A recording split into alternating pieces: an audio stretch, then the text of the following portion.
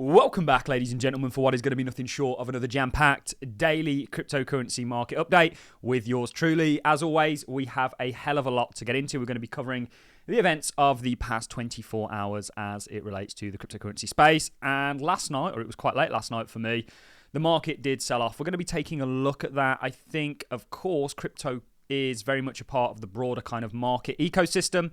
We see the likes of gold down today, the S&P most notably, and of course the kind of US stock market, along with stock markets around the world. That's going to have some bearing on crypto, which is typically a high beta risk play. Certainly Bitcoin is, and then the altcoin to the degrees of magnitude more.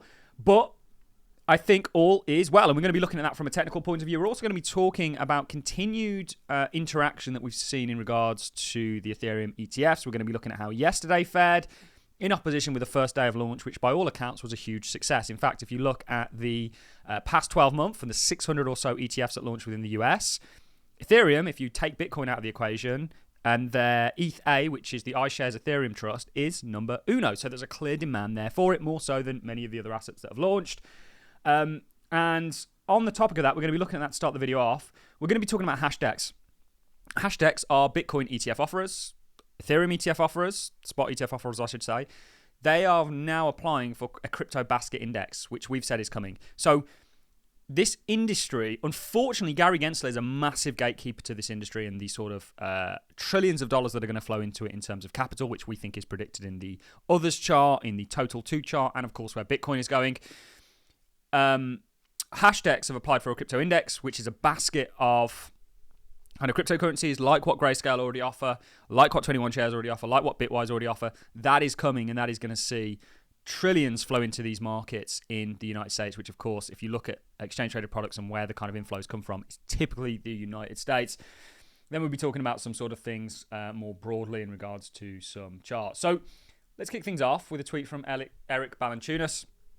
And he says that he was unable to monitor actions yesterday to the fullest, but it looks like ETH ETFs, so ETH-A below, did about as much or even a little more volume than the first day that it launched, which was yesterday.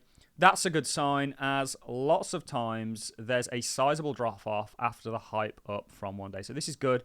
We're seeing continued interest. And if you look at actually how the first day of the Ethereum ETFs went, it puts the Ethereum ETF over the past 12 months in regards to the 600 or so other ETFs, excluding the Bitcoin ones that launched, at number uno position. And then, of course, Fidelity's Ethereum ETF at the second position. So there's clearly a great demand there, as we knew there would be. Some breaking news is that HashDEX has just filed their S1 for a crypto index, spot crypto index ETF.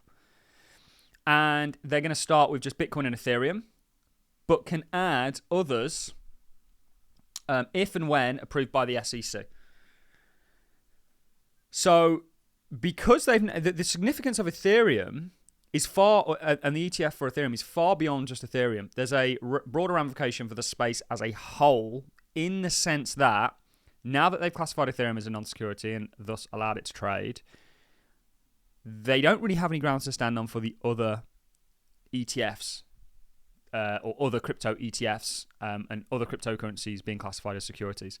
Undoubtedly some will, but the SEC, the onus is on the SEC to prove that. I think they're going to lose their Coinbase lawsuit. I think they're going to lose their Binance lawsuit. It's very interesting that they're now allowing Binance to trade US treasuries.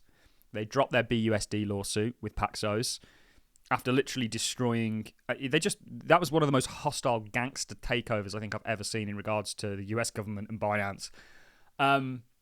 But this is huge. This is absolutely massive. It can't be understated, because you're not just going to unlock capital for Bitcoin, Ethereum, you're going to unlock capital for the altcoin market, and that's really going to drive things. There's a lot larger money in the United States and through these sort of ETF products.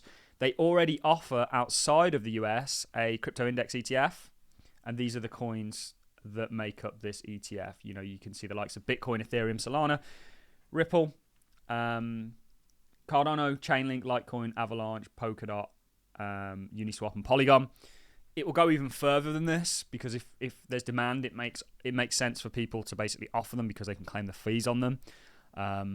And we have been looking and continuing to look at the likes of Grayscale's Digital Large Cap Fund, which is basically an index that we think is projecting some significant upsides, around about 700% upside from where it currently resides today. We think there's a sort of inverse head and shoulders here. We've been very successful on this and made 2 targets already.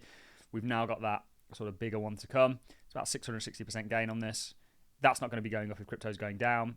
There's a great fundamental reason to expect that in regards to the ETFs and the flows that come as a result of that. One swallow does not a summer make. This is Bitwise, 730%, and the least of them all is, of course, 21 shares.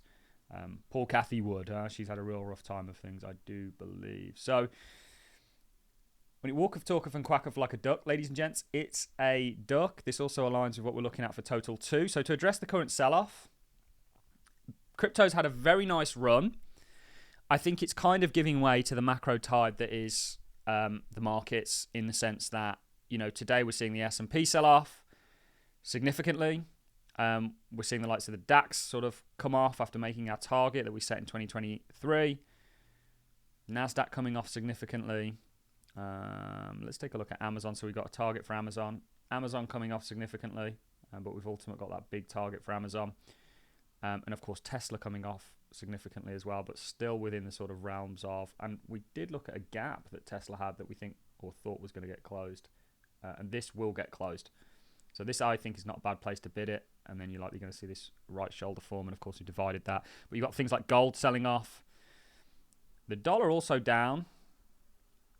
And you've got some interesting kind of economic data coming out. So I think crypto really selling off, just not due to any specific reasons to the crypto space, but more the markets more broadly. Things don't go up in a straight line. They're bound to have a pullback. That's what we're kind of seeing. We could go into the Bitcoin crosses, but I don't think we will. On the topic, to swing things back to the Ethereum ETF, this is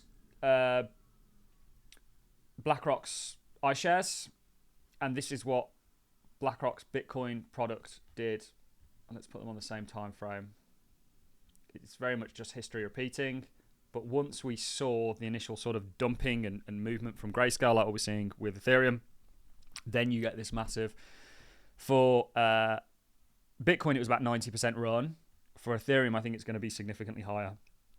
And I do think that's on the table. That aligns with sort of seasonally where we're at, economically where I think we're at. The Fed are going to cut rates. I wouldn't be so surprised if they actually cut rates at the end of this month, or maybe do a 50 in kind of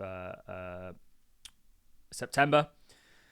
Also, on the topic of this pullback, we did have a CME gap, and these often get filled. You can see this one here got filled. You do have one down here that looks likely to get filled, or potentially not likely to get filled.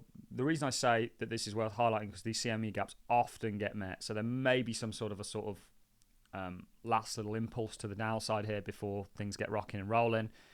Bitcoin very much in a kind of corrective stage in a broader uptrend. We've got that $151,000 target.